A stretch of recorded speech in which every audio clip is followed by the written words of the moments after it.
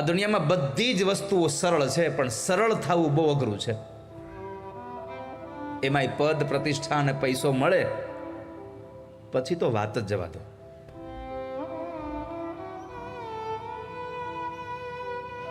પરમાત્માને પ્રાર્થના કરજો, ઠાકોરજી અમારી ઊંચાઈનું મસ્તક આકાશને આંબી જાય, ભલે આંબી જાય, પણ અમારી પ્રાર્થના એટલી છે, અમારી સહજતાના, અમારી સરળતાના આ પગ આ ધરતીથી જુદા ન થઈ જાય એટલી બુદ્ધિ અમને આપજો. અમારી ઊંચાઈ ગમે તેટલી વધે, આ તમારું મસ્તક ઉપર ગમે એટલું જાય નહીં હાલે, પણ પગ નીચેથી ઊંચા થઈ જાય ને એ ન હાલે. અને જેના જેના પગ ઊંચા થયા છે ને લટકે છે.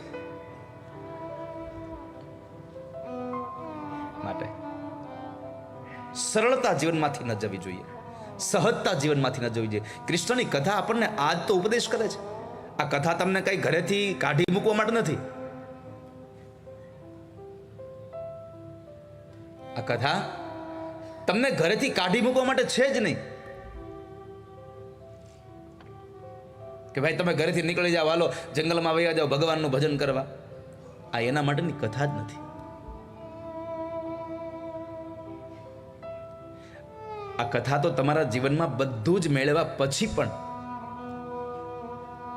સરળતા કેવી હોવી જોઈએ, સહજતા કેવી હોવી જોઈએ, એના માટે છે.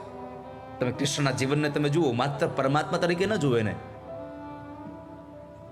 એક યુગ પુરુષ તરીકે જુઓ, એક મહાપુરુષ તરીકે જુઓ તમે એને.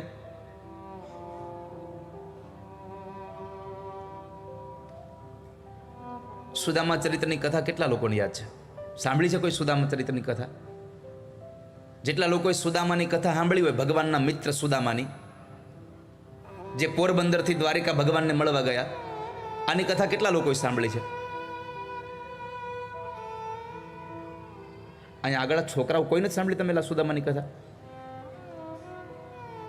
હે,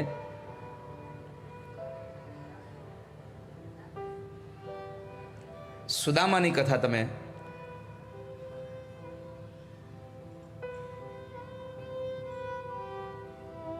કૃષ્ણની કથા આપણને કેટલા ઉપદેશો આપે સમજો. સુદામા ભગવાનનો મિત્ર છે બાળપણનો. સુદામા ગરીબ રહ્યા છે, નિર્ધન રહ્યા છે, ભગવાન એટલા બધા ઐશ્વર્ય સંપત્તિ વાળા થયા.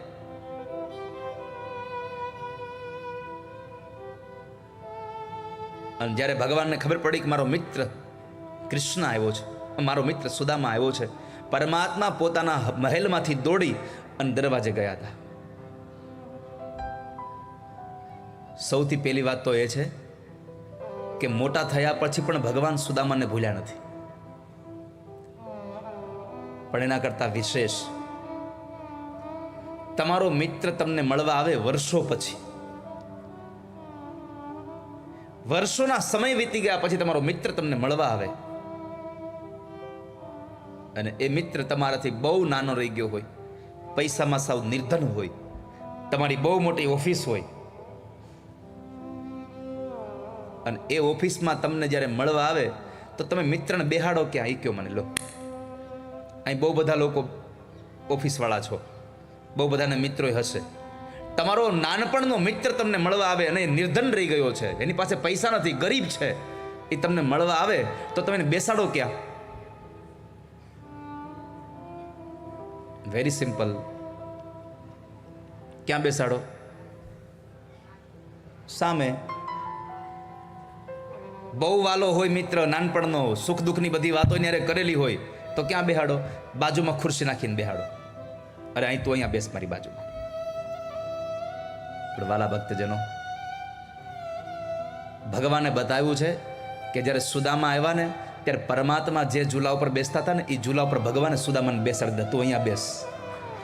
પોતાનું બધું આપી શકે તાકાત કૃષ્ણમાં છે. સર્વસ્વ આપી દીધું.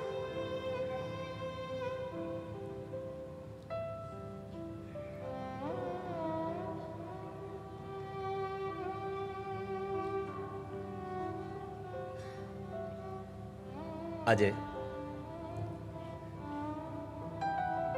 આત્મદેવ દુઃખી બહુ થયા છે. કેમ? સંતાન નથી, વિવેક નથી.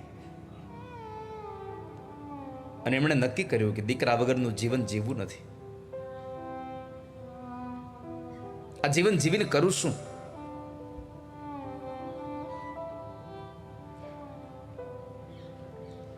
નથી એના આંગણામાં રહેલી ગાયને વાછડાનો પ્રસવ થતો, એના આંગણામાં ઉગેલા એ વૃક્ષોને ફળ લાગે પણ બગડી જાય છે. મારા ક્યાં જન્મના પાપ હશે કે આજે મારે ત્યાં સંતાન નથી? દુઃખી થયેલા આત્મદેવ બ્રાહ્મણે આત્મહત્યા કરવાના વિચાર સાથે જંગલમાં નીકળી ગયા અને ત્યાં આગળ એક સાધુનો સંગ થયો. સાધુએ પૂછ્યું કે ભાઈ, આટલો સુંદર ભગવાને અવતાર આપ્યો છે અને તમારે આત્મહત્યા કરવી છે? શું કામે? શું થયું તમને? મહારાજ, મારા દુઃખનું એક કારણ છે. શું? મારે દીકરો નથી, મારે પુત્ર નથી, અને પુત્ર ન હોય તો જીવન જીવીને કરવું શું? દીકરા વગરનું જીવન હું શું કરું જીવીને? મારે મરી જવું છે.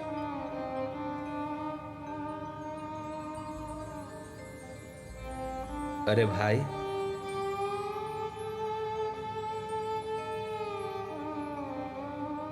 તમારા પર તો ભગવાનની કૃપા સમજો કે દીકરો નથી.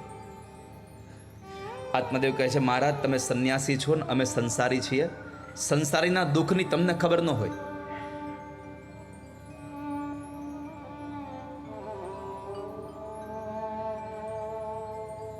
પુત્ર ન હોય તો જીવન કેમ જીવાય? દીકરો ન હોય તો અમારા મર્યા પછી શ્રાદ્ધ કોણ કરશે? વાત સાચી છે. દીકરો ન હોય તો મર્યા પછી શ્રાદ્ધ કોણ કરે? પૂમ નામના નરકમાંથી તારે કોણ? ભગવાન રામે પણ પિંડદાન કર્યું છે.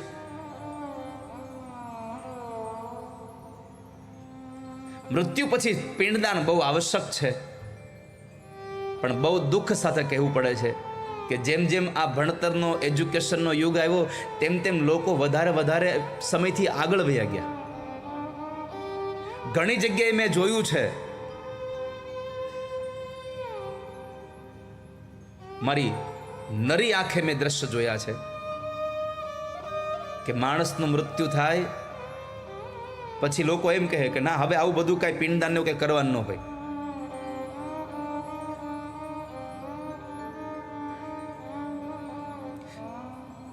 શાસ્ત્ર અને વેદની આજ્ઞાથી અવળું કર્મ કરવું ને એ પણ આ સંસારનું પાપ છે. શાસ્ત્રોની આજ્ઞા છે કે માણસના મૃત્યુ પછી એનું પાછળ પિંડદાન કરવું, એનું તર્પણ કરવું. લોકોએ પિંડદાન બંધ કરી દીધા છે. લોકોએ બેસણું બંધ કરી દીધું. ચાલો, તમારો પ્રશ્ન, બેસણું કરો કે ન કરો એનો કઈ અર્થ નથી. પણ તમે એની પાછળ સત્કર્મ જે પિંડદાન કર્મ છે એ તો કરવું જ રહ્યું. દીકરો ન હોય તો પૂમ નામના નરકમાંથી કોણ તારે? મહાત્માજી કહે છે, ભાઈ જરાક દુનિયામાં જોઈ આવો તો ખબર પડશે. દીકરા વગરનાય રોવે છે અને દીકરા વાળાય રોવે છે. જેને સંતાન નથી એ પણ રડે છે, પણ જેને 4 દીકરા છે એ માથે ઓઢીને રોવે છે કે એકે કયું નથી કરતા, એકે અમને સાથ નથી રાખતા.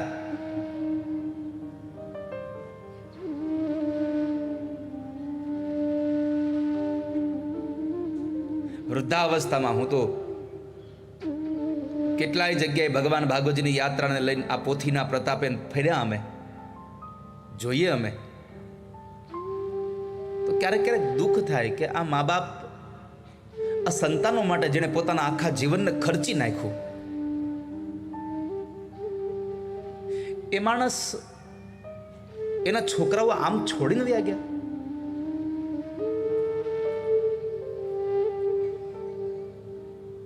યુવાન ભાઈ બહેનોને મારી પ્રાર્થના છે, તમારા ઘરમાં મંદિર ન રાખો ને તો અમને કોઈ વાંધો નથી, પણ તમારા ઘરમાં હાલતા ચાલતા ભગવાન તમારા મા બાપને ખૂબ રાજી રાખશો ને તો ઠાકોરજી રાજી થશે તમારા ઉપર.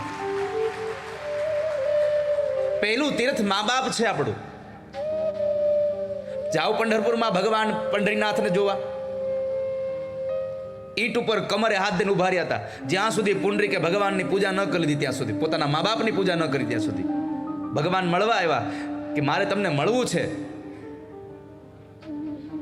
પુંડરીકે કહ્યું કે મહારાજ, પ્રભુ તમારે મને મળવું હોય તો અત્યારે નહીં મળાય. કેમ? અત્યારે મારે તમને મળવાનો સમય નથી, અત્યારે મારે મારી માની સેવાનો સમય ચાલે છે. જે ઘરમાં મા બાપની સેવા થાય ને એ ઘરમાં સ્વયં પરમાત્મા એ ભક્તના દર્શન કરવા માટે આવે છે. આ મહિમા છે આપણા સંસારનો, આપણી સંપત્તિનો, આપણા શાસ્ત્રનો, આપણી આ બધી સંસ્કૃતિઓનો. આ દુનિયામાં બે વસ્તુને જાળવવાની જરૂર છે, એક સંસ્કૃતિ અને એક પ્રકૃતિ. જો સંસ્કૃતિ અને પ્રકૃતિનું ધ્યાન નહીં રાખો તો તમારામાં વિકૃતિ આવી જશે અને વિકૃતિ તમને વિનાશ તરફ લઈ જશે. કાલે હું આવ્યો અહીંયા જોતો તો અહીંયા પ્રકૃતિને પ્રદૂષિત ન કરવું, એ આપણે એની પૂજા કરવી. આવું અહીંયા એક સેન્ટેન્સ લખ્યું છે, પ્રકૃતિને પ્રદૂષિત ન કરો, એની પૂજા કરો. સૌથી પહેલો વહેલો મેસેજ જો કોઈ આપ્યો હોય કનુભાઈ પ્રકૃતિને પૂજવાનો, તો ભગવાન કૃષ્ણએ આપ્યો છે. ગોવર્ધન લીલા એ પ્રકૃતિની પૂજા છે. પરમાત્માએ જે ગિરિરાજ ઉપાડ્યો એ ગોવર્ધન લીલાની કથા, એટલે પ્રકૃતિની પૂજા છે. પર્વતની પૂજા નથી, એ પથ્થરની પૂજા નથી. પરમાત્માએ પ્રકૃતિનું જતન કરવાનું કીધું કે પ્રકૃતિને તમે બચાવશો તો પ્રકૃતિ તમને બચાવશે.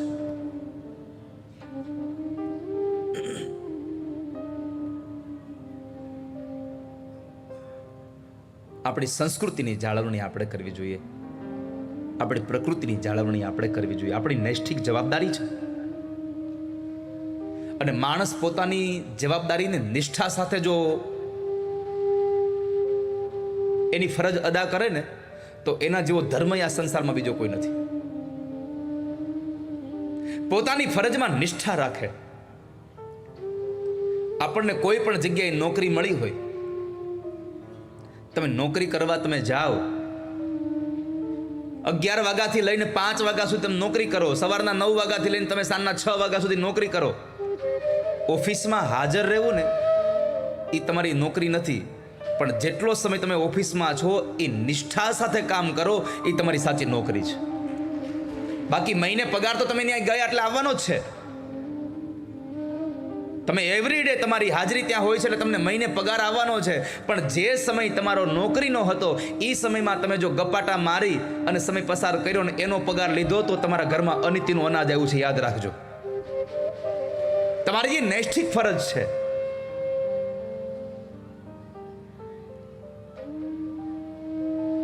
હું 4 કલાક અહીંયા કથા કરવા માટે આવું છું તમારી પાસે. આ 4 કલાકમાં મારી ફરજ છે કે મારે તમને બને તેટલી વધારે કથા આપવી. પણ હું અહીંયા તમે વિચારી લો કે હું અહીંયા કથા કરવામાં બદલે હું આ લોકોને કહું તમે ધૂન ગવડાવવા માંડો. 4 કલાકમાંથી 3 કલાક સુધી તમને ધૂન કરાવું, કીર્તન કરાવું ને 1 કલાક હું કથા વાંચીને વયો જાવ. પછી તમે મને જે છેલ્લે દક્ષિણા, જો કે મારે તો ઉપાધિ જ નથી કાંઈ. શું કામ? એને આપણી કોઈ ફી જ નથી. એટલે કનુભાઈ કોઈ ચિંતા જ નથી કોઈ દિવસ. કેમ? આની કોઈ ફી જ નથી. નક્કી કરેલા પૈસામાંથી તમે જો કામમાં દિલ દગડાઈ કરો ને તો તમને પાપ લાગે. આપણું નક્કી જ નથી કઈ.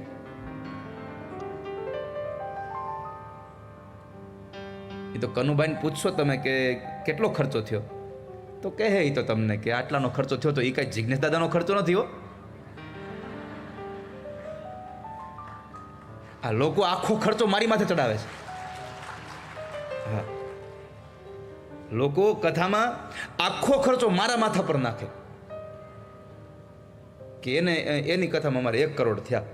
1 કરોડ મને નથી આપ્યો, અને 1 કરોડ મને આપ્યો તો હજી ભાડે નો રહેતો હોત, તો અમદાવાદમાં ઘરનું મકાન હોત. આજે પણ મારો પરિવાર હજી ભાડાના મકાનમાં રહે છે.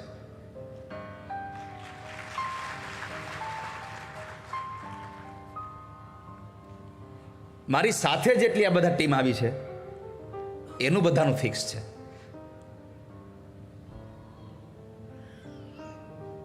હું અહીંયાથી ગીત ગાવાનું શરૂ કરું અને દર્શન જો તબલા ન વગાડે અને છતાં એ હાથમાં દિવસે પેમેન્ટ લે, તો એમાંથી જેટલો સમય એને વગાડવાનું હતું ત્યાં નથી વગાડ્યું, તો એનું પેમેન્ટ તારા ઘરમાં જાય તો યાદ રાખવાનું, આ કળિયુગામાં ભેગો આવ્યો છે, અનિતિમાં કળિયુગ રહ્યો છે.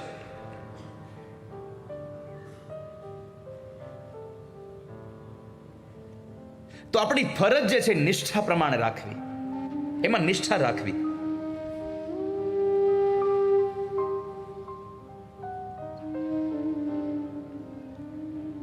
તો મા બાપની સેવા કરવી એ આપણી નૈષ્ઠિક ફરજ છે.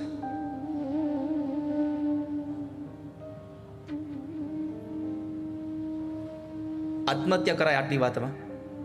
આત્મદેવે કીધું, બાપજી તમે આપી શકતા હોય તો મને સંતાન આપો, ને તો મરી જવા દો. મને પૂમ નામના નરકમાંથી તારે કોણ પિંડદાન ન થાય તો? અને વાતે સાચી છે, પિંડદાન નહીં થાય તો? તમે વિચારો તો અત્યારે સમય એટલો બધો આગળ વધી ગયો છે કે 12મા દિવસે 12 દિવસનું આપણે જે બેસણું રાખતા હતા, 12 દિવસ સુધી આપણે જે ઘરમાં ફળિયામાં ઓસરીમાં બેસતા હતા લોકો, આજે 2 કલાકનું થઈ ગયું છે. 2 જ કલાકમાં બધું ફિનિશ. પહેલાના સમયમાં તો કેટલી મર્યાદાઓ હતી.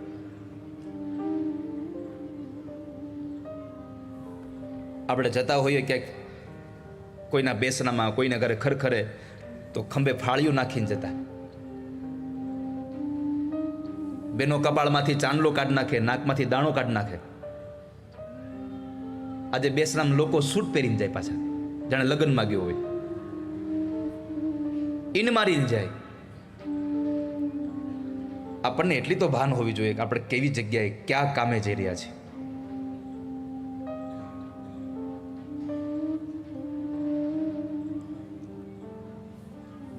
આ બધું છોડો. આવનારી પેઢી કદાચ આપણું પિંડદાન નહીં કરે તો મોક્ષ ગતિ કેમ મેળવશે? મહાપુરુષો કહે છે કે દીકરાઓ ઘઉંના લોટના અને અડદના લોટના, ચોખાના લોટના પિંડ કરી અને પાણીમાં નાખે અને પછી એને માછલા તાણી જાય.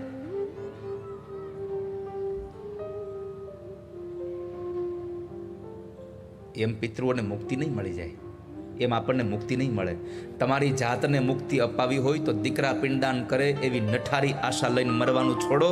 પરમાત્માએ આપેલો પંચમહાભૂતનો પિંડ ઠાકોરજીની સેવામાં સમર્પિત કરી દો, પછી તમારી પાસે પિંડદાનની જરૂર નહીં પડે તમારે ક્યારે. ભગવાને આપેલો પિંડ તમે ઠાકોરજીને સમર્પિત કરી દો, પ્રભુને સમર્પિત કરી દો, ભગવાનના કામમાં લગાડી દો. આને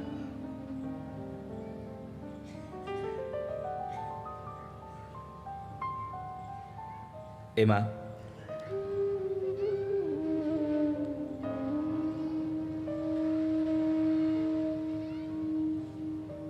આત્મદેવ બ્રાહ્મણને બહુ સમજાવ્યા. તમે દીકરાનું ભૂત ઉતારો તો કહે છે મહારાજ સુખ ન મળે મને. આ સંસારમાં સુખ ક્યાં છે? ભાગવતમાં એક શબ્દ વાપર્યો છે, સંન્યાસે સર્વથા સુખમ. સંન્યાસમાં સુખ છે, આવો શબ્દ ભાગવતજીમાં વાપર્યો. એટલે આનો અર્થ એવો તમે ન સમજતા, સંન્યાસ એટલે કે ઘર મૂકીને વહી જવું. સંન્યાસનો એક અર્થ છે ત્યાગ. ત્યાગમાં જે સુખ છે ને એવું સુખ બીજે ક્યાંય નથી. જે વસ્તુ છોડી દેવામાં સુખ છે એ બીજે સુખ નથી. મુંચા જ્ઞાન પ્રજારૂપમ બલિષ્ઠા કર્મણો ગતિ વિવેકમ તુ સમાસાદ્ય ત્યજ સંસાર વાસના. ત્યજ સંસાર વાસના. મુંચા જ્ઞાન પ્રજારૂપમ. માણસ આ સંસારની માયામાંથી છૂટી જવો જોઈએ.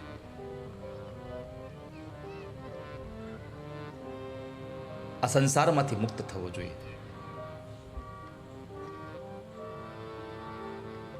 બહુ સમજાયો પણ આત્મદેવ ન સમજ્યા. અંતે કહ્યું, લાતો કે ભૂત બાતો સે નહીં માનતે. એક ફળ આપ્યું, તમારા પત્નીને ખવડાવજો, પ્રભુ કૃપાથી તમારે ત્યાં સંતાન થશે. આત્મદેવ તો ઘરે આવ્યા છે હરખાતા હરખાતા, આવીને પોતાની પત્નીને ફળ આપ્યું કે મહાત્માજીનો પ્રસાદ છે, એટલે ખાઈ જા, આપણા ઘરે દીકરો થશે.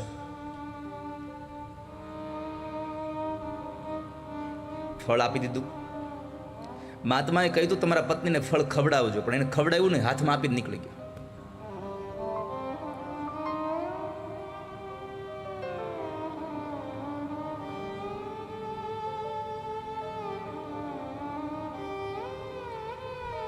ધૂંધલીએ ફળ ન ખાધું, કારણ કે વિચાર કર્યો કે આ ફળ ખાઈશ તો ગર્ભવતી થઈશ, મારે ક્યાંય અવાશે નહીં, ક્યાંય જવાશે નહીં, મારે કંઈ ખવાય નહીં, કંઈ પીવાય નહીં. એણે તો ત્યાં સુધીનો વિચાર કર્યો કે હું ને મારું નાનું બાળક બે અહીંયા ઘરમાં હોઈએ અને ઘરમાં કદાચ આગ લાગી જાય તો મારે દોડીને જવું કે મારે આને બચાવવું. ન કરવાના વિચારો કરે એનું નામ છે ધૂંધુલી.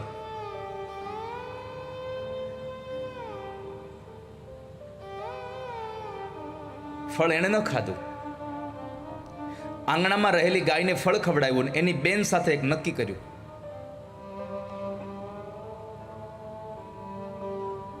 કે તારા ઉદરમાં બાળક છે, એ બાળક તું મને આપી દે, એના બદલામાં હું તને ધન આપી દઈશ. એની બેને પણ કહ્યું વાત બરાબર છે, કારણ કે તારા ઘરમાં ખાવાનું બહુ છે પણ ખાવાવાળા નથી, અમારા ઘરમાં ખાવાવાળા બહુ છે પણ ખાવાનું નથી, બેયનું કામ થઈ જશે, આપી દે અમને. અહીંયા પૈસાના બદલામાં દીકરાને આપવાની વાત કરી.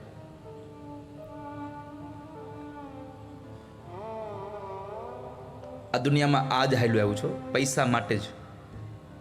હશે ક્યાંય કોઈ એવા રેર કેસમાં એકાદ બે અપવાદરૂપ એવા પ્રસંગો હોય,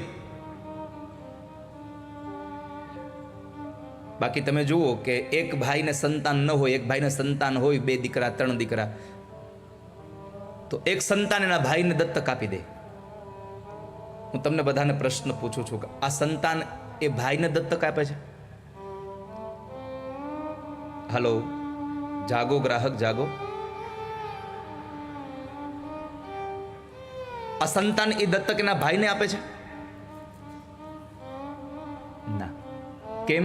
તો કહે છે કે જે ભાઈ ગરીબ હતો, પૈસામાં સંપત્તિમાં નાનો છે, એને 2-3 દીકરાઓ છે, મોટા ભાઈ પાસે સંપત્તિ અઢળક છે પણ એની પાસે સંતાન નથી, એટલે નાનો ભાઈ એના એક દીકરાને એના મોટા ભાઈને આપે. આ ઘટના જોઈ છે. મન જગતમાં બતાવો કે મોટા ભાઈ પાસે સંપત્તિ એટલી હોય, 3 દીકરાઓ હોય, અને નાના ભાઈ પાસે સંપત્તિ જ ન હોય, સૌ ગરીબ હોય અને સંતાને ન હોય, તો પૈસાવાળાએ પોતાના નાના ભાઈને દીકરો દત્તક આપ્યો એવો દાખલો મને બતાવો સંસારમાં. આ સંસારમાં પોતાના ભાઈને દીકરો દત્તક નથી દેવામાં આવતો, ભાઈની સંપત્તિને દત્તક દેવામાં આવે છે. હશે અપવાદરૂપ કોઈ 1-2 પ્રસંગ એવા કે જ્યાં પોતાના નાના ભાઈને સંપત્તિ ન હોવા છતાં પણ સંતાન આપ્યું હોય. બાકી પ્રાયઃ લોકો અહીંયા ભાગવતની આ કથામાં કહ્યું છે કે ધૂંધલીએ પોતાની બેન પાસેથી પૈસા દઈને દીકરો લીધો છે. સમય વ્યતીત થયો, આત્મદેવ બ્રાહ્મણને કીધું કે હું ગર્ભવતી થઈ છું. બેનને ત્યાં દીકરાનો જન્મ થયો, બનેવીએ કોઈને ખબર ન પડે એમ દીકરો આપી દીધો, ધન લઈ લીધું. બાળકને રમાડવાના ના હાથે આવે અને સ્તનપાન કરાવીને પાછી બેન જતી રહે. 3 મહિનાનો સમય ગયો અને એ સમય પછી જે ફળ ગાયને ખવડાવ્યું હતું ને એ ફળ એક દીકરાને જન્મ આપે છે. ગાયે એક બાળકને જન્મ આપ્યો. હવે આપણી બુદ્ધિમાં આ વાત બેહેવી નથી.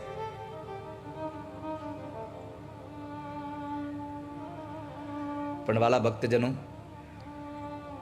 સંતોના વાક્યમાં અને સંતોની પ્રસાદીમાં કોઈ દિવસ શંકા ન કરવી. 4 સંતો, સત્ય ઘટનાનો પ્રસંગ. 4 સંતો યાત્રાએ નીકળ્યા, ભિક્ષાવૃત્તિ માટે નીકળ્યા. એક ઘરે ગયા અને ભિક્ષાવૃત્તિ માટે તો અંદરથી સ્ત્રી આવે છે પણ રડે છે. એટલે સંતોએ પૂછ્યું કે માયા, કેમ દુઃખી થયા છો? શું થયું તમને? સંતોને પ્રાર્થના કરી કીધું, બાપજી, ધન બહુ છે પણ પુત્ર નથી, સંતાન નથી. મહાત્માજીએ પોતાની જોડીમાં હાથ નાખી અને એક ભભૂતની એક નાની એવી પડીકી કરીને આપી કે લેમાં આ ભભૂત પી જાય તારે ત્યાં દીકરો થશે. પણ એક શરતે, આ ભભૂત ખાધા પછી તારે ત્યાં દીકરો થશે, હું 12 વર્ષે આવીશ, એ દીકરો મને આપી દેજે. સ્ત્રીએ ભભૂતની એ પડીકી લઈ લીધી, સંતોને ભિક્ષા આપી, સંતો નીકળી ગયા. એના પતિ આવ્યા હતા, એને પતિને કીધું, સાંભળ્યું, આજે સંતો ભિક્ષા માટે આવ્યા હતા અને મને આ ભભૂતિ આપી છે. એને કહ્યું કે ભભૂતિ તું પીશ એટલે તારા ઘરે દીકરો થશે. પતિ જરા આકરા સ્વભાવનો હતો. એને કહ્યું, તું આમાં ક્યાંય પડમાં આ ભભૂતિને પી અને તારું કંઈક નખો જ જશે, તું રેવા દે આ બધું, આમાં તું આવા ચક્કરમાં ન પડીશ, છોડ આ બધું, નહીં પીતી તું.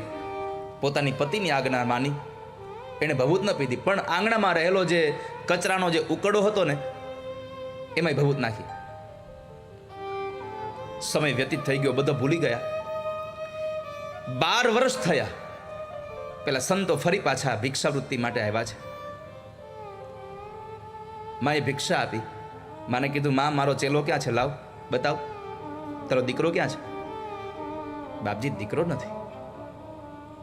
સાધુ કઈ દીકરો ન હોય, બને જ નહીં. મારી આપેલી પ્રસાદી વ્યર્થ ન જાય કોઈ દિવસ. તો કહે છે, બાપજી, તમે મને પ્રસાદ આપીને ગયા, પણ મારા પતિએ મને પ્રસાદ ન ખાવા દીધો એટલે મેં ન ખાધી ભભૂતિ, મારે દીકરો નથી. સાધુએ પૂછ્યું, પ્રસાદી નાખી ક્યાં? તે બતાવ્યું, જો સામે આંગણામાં પેલો ઉકરડો છે, એમાં મેં દાટી દીધી છે. સાધુએ ત્યાં જઈને કીધું, ચેલા ઉભો થા. ઉકરડામાંથી અવાજ આવ્યો, આદેશ ગુરુજી, આદેશ. અને એ જે બાળક પ્રગટ થયું ને, બીજું કોઈ નહીં, ગુરુ ગોરખનાથ પોતે હતા. પ્રસાદી આપી હતી મચ્છેન્દ્રનાથ પોતે હતા. વાલા ભક્તજનો, સાધુની આ તાકાત છે. જો એક ભભૂતિમાંથી, આંગણામાં ભેગો કરેલો હોય કચરામાંથી પણ જો એક બાળકને જન્મ આપી શકવાની તાકાત એક સાધુની પ્રસાદીમાં હોય, તો ગાયને ખવડાવેલા ફળમાંથી એક દીકરો જન્મે, એમાં કઈ નવી નવાઈ નથી. સાધુએ આપેલા ફળમાંથી એક દીકરાનો જન્મ થયો, પણ આખી એક વિચિત્ર ઘટના એ હતી કે શરીર દીકરાનું બાળકનું હતું, માણસનું હતું, કાન હતા એ ગાયના કાન જેવા હતા. ધૂંધળીનો દીકરો હતો એટલે એનું નામ પડ્યું ધુંધુકારી. અને અહીંયા ગાયનો દીકરો, ગાયના કાન જેવા કાન, એટલે એનું નામ પાડ્યું ગોકર્ણ.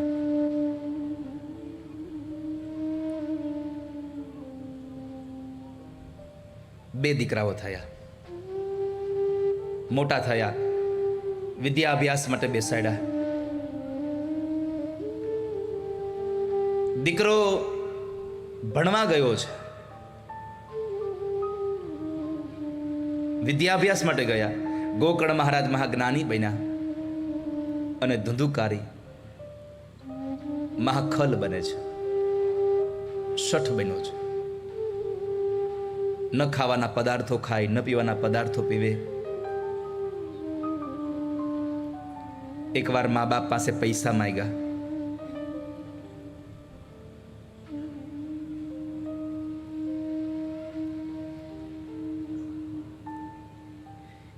માએ ના પાડી, મારી પાસે ધન નથી દીકરા,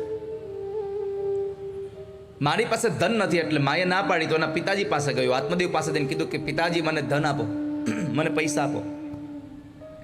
બાપુજીએ ના પાડી, પૈસા નથી. એટલો બધો ક્રોધમાં, આવેશમાં આવ્યો, પોતાના સગા બાપને છાતીમાં એક પાટો મારી ધરતી પર પછાડી દીધો. જે મા બાપની સેવા કરવી જોઈએ, મા બાપને દુઃખ આપ્યું એને. મહાભારતમાં દાદા ભીષ્મ બોલ્યા છે કે યુધિષ્ઠિર, આ સંસારમાં 3 લોકોના ચરણની સેવા કરવી એ માણસની ફરજ છે, મા બાપ અને પોતાના સદગુરુ. આ 3ની સેવા કરો તો શું થાય? તો કહે છે કે બાપની સેવા કરો, આ લોકનું તમને સુખ મળે. પિતૃવૃત્યા ત્વિમ લોકમ